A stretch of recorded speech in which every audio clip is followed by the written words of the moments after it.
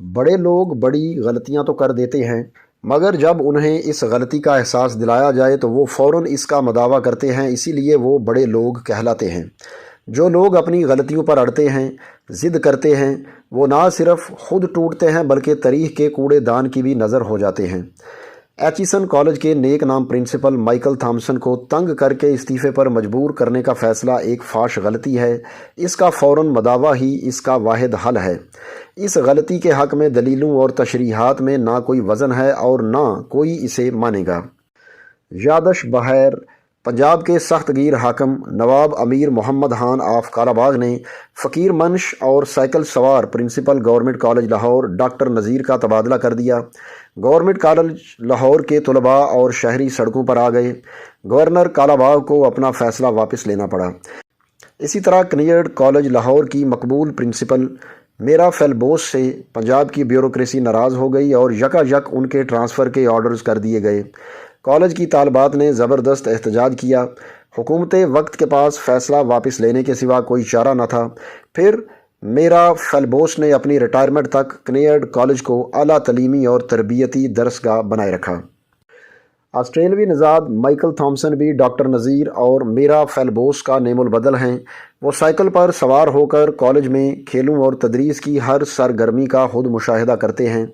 انہوں نے Aitchison college میں تعلیم کا معیار ہی بدل ڈالا۔ اسکول میں سیاسی اثر و رسوخ ختم کر دیا۔ میرٹ کی بالادستی کو مد نظر رکھا۔ بڑی سے بڑی سفارش سن کر بھی وہ فیصلہ میرٹ پر ہی کرتے رہے۔ ان سے پہلے کالج میں ہر روز لڑائی جھگڑے ہوتے تھے، منشیات تک کے استعمال کی خبریں تھیں، مگر مائیکل تھامسن نے اپنے اقدامات سے ایچیسن کالج کی نشاط ثانیہ کو بحال کر دیا۔ سب سے پرانے ایچیسونین سید بابر علی نے اپنے استعفے میں مائیکل تھامسن کی کارکردگی کی جس طرح تعریف کی ہے، اس کے بعد ان کے خلاف کسی بھی اشارے تک کی گنجائش نہیں۔ سید بابر علی سے زیادہ نہ کوئی ایچیسن کو جانتا ہے اور نہ کوئی ان جیسا وزن رکھتا ہے۔ ان کی گواہی سب پر بھاری ہے۔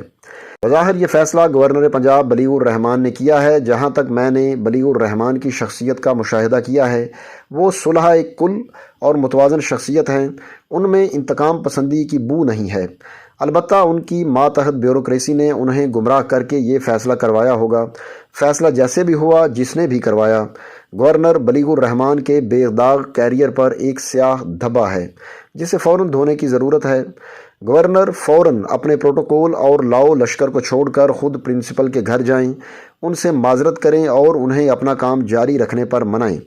اس سے گورنر کا قد بھی بڑا ہوگا اور ہماری اسلامی روایت بھی زندہ ہوگی کہ استاد کا مقام بادشاہوں اور حکمرانوں سے کہیں بلند ہے۔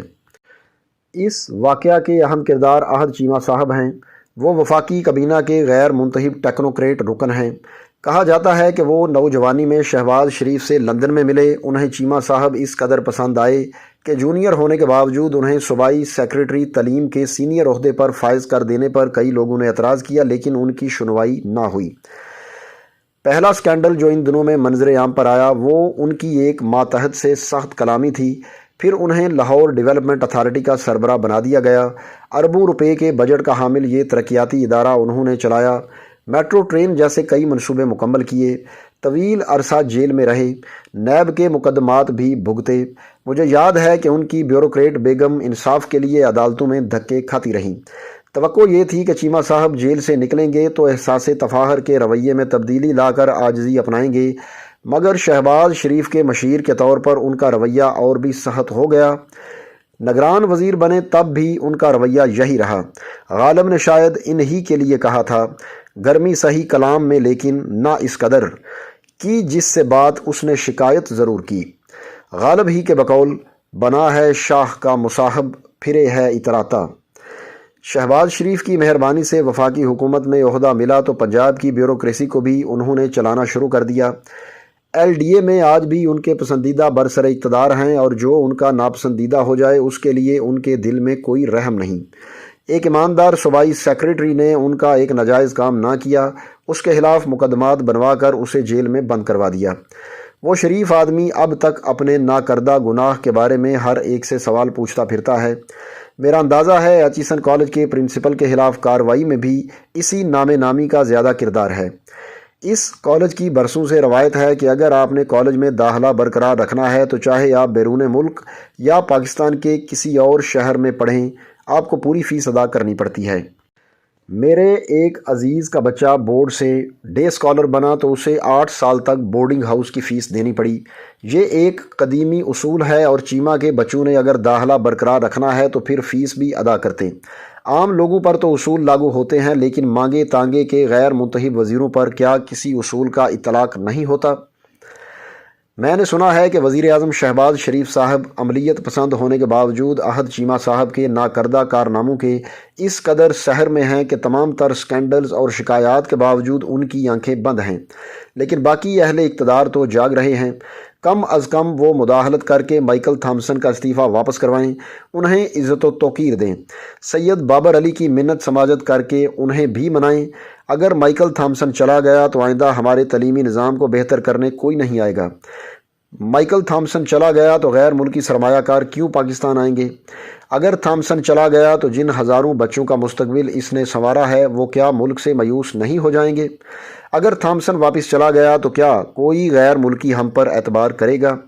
اگر تھامسن واپس چلا گیا تو کیا یہ ثابت نہیں ہو جائے گا کہ تصادستان میں احد چیموں کا دور دورہ ہے، یہاں اصول پسندوں کی کوئی گنجائش نہیں؟ اگر تھامسن واپس چلا گیا تو طے ہو جائے گا یہاں اب وزیروں اور طاقتوروں کے لیے اصول اور ہیں اور عامیوں کے لیے اور۔ تھامسن کی واپسی انصاف و قانون کا خون ہوگا، میرٹ کا دھڑن تختہ ہوگا، نظام تعلیم کے لیے مایوسی کا دور ہوگا۔ ہے کوئی تو آگے بڑھ کر اس غلطی کا فوراً مداوع کرے اور زوال پذیر معاشرے کو ایک گہرے گڑھے میں گرنے سے بچا لے۔ ہے کوئی؟ دوستو، یہ سہیل وڑائز کا کالم تھا جو 27 مارچ 2024 کو روزنامہ جنگ میں شائع ہوا۔